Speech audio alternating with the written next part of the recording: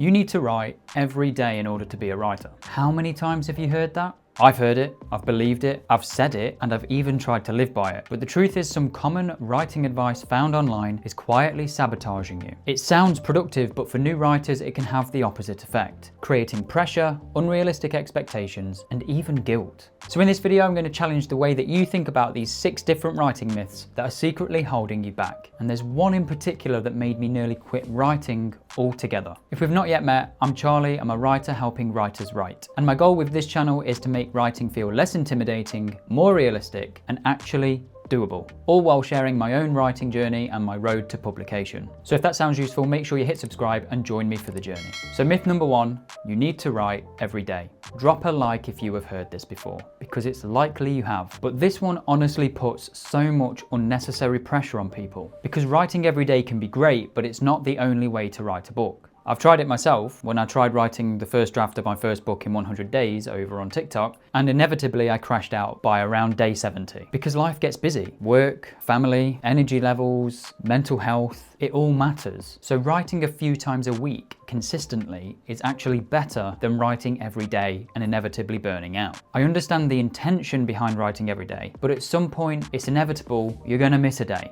Something's going to come up, and that can actually have a more damaging effect on your mental health and your attitude towards writing, because you're going to feel guilty that you missed the day, which might lead to you feeling like you've let yourself down. And that's not what writing's about. Writing is a long-term commitment, not a daily performance. If you're a writer and you take a month off, you're no less of a writer. You don't need to write every day to prove to people that you are a writer. So long as you return to the page at some point, no matter how long a break in between, you are a writer. Myth number 2, you need hours of uninterrupted time to write.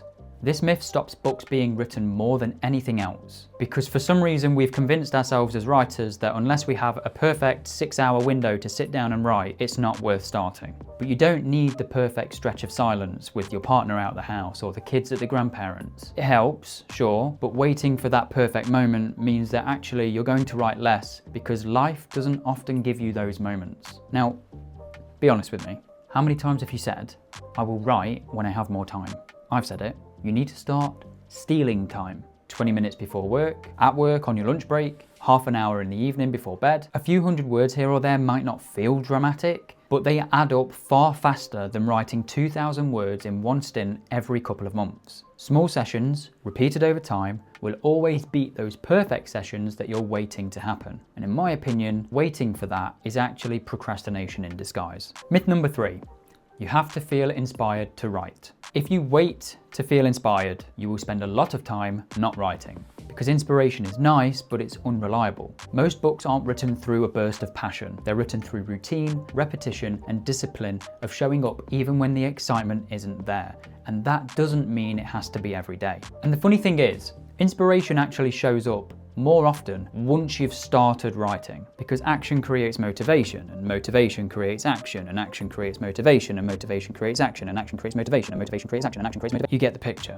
And I once heard in a Vlogbrothers video that not all writing looks like writing. It can be researching and thinking, reading other people's books, or reading your own book, watching a film. Or for fantasy writers like me, I'd like to add browsing Pinterest, playing with random map generators, and creating random D&D characters.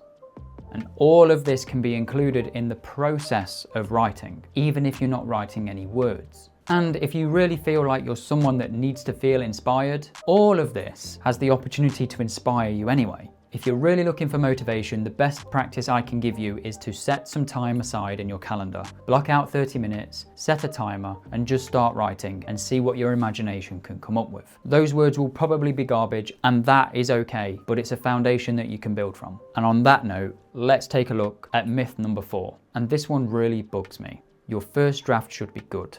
Now, I'm talking to whoever said this. You made me want to quit writing. I wish I knew sooner that your first draft does not need to be good. Your first draft's job is simply to exist. The first draft is where you're supposed to figure most things out. And I say most because even in my own first draft, there are a lot of sentences that end with "need more here." Characters unintentionally change, plots have holes in them, sentences feel clunky, but it's okay because it's still a first draft. no matter how good or how bad it is. That's the process. Bad writing is still writing, and the act of writing makes you a writer. Every good book started as a bad draft, so get that first draft finished. Then, your next job is to improve the foundation you've given yourself. Before I go any further, it's time to answer the question in the comments. Do you call yourself an aspiring writer or a writer? Because myth number 5 is you're not a real writer until you're published. Publication should be seen as a milestone in your writing journey, not an identity, because being published doesn't magically turn you into something different. Think of all of the authors that you like. Were they not writers because they hadn't yet published anything? You don't just become a writer because you've landed a book deal or sealed publication. You were a writer for all of the weeks, the months, the years, maybe the decades before you got that deal. You've been putting in the grueling hours to get that book finished, and that's where you are right now. So that means you're a writer. If you wait to call yourself a writer before someone else validates you by giving you a book deal or sealing your publication, it gives away your confidence before you've even started. Claim the identity of being a writer now, because it will shift something in your mindset that will change how you approach your work. I really wish that I could go back to when I was sending my screenplay to agents, to production companies, and scratch off the aspiring where I'd written aspiring writer, because it told the agents that I wasn't confident in my own ability. Eventually I crossed it off. If you write, you're a writer. It is as simple as that. And for the last myth, myth number 6, writing is easy. It isn't. But if you feel like it's hard, that doesn't mean that you're doing anything wrong. Writing is hard, even for people that have been doing it for years. Struggling with writing doesn't mean that you lack talent. It means that you care. You want the story to matter to your reader. You want them to like or dislike your characters, which shows that you're writing with intent. You're pushing yourself to make choices, think clearly, and to improve at the skill of writing itself. And throughout the process, you're likely to learn a thing or two about yourself, your opinions, how you see the world. Heck, you might even question your own morality at times when you write a character doing something that makes you think, I get why they're doing this. It's wrong, but I get why they're doing this. And questioning your morality to that point can make it feel uncomfortable. You're challenging yourself as a human being, let alone using your skill of writing to develop a story. Remember that if writing feels hard, it doesn't mean that you have to start over. Every writer finds it difficult at times, even the experienced ones. The difference is they don't interpret difficulty as failure. If it feels challenging, it's not a sign to quit. It's a sign you're doing the work. So if any of these myths have been sitting quietly in the back of your mind, I hope this video helped you see them for what they really are. Not rules, not requirements, just ideas you're allowed to question. Writing doesn't need to feel impossible, it doesn't need to be perfect, and it most certainly doesn't need to follow someone else's formula. It just needs to work for you.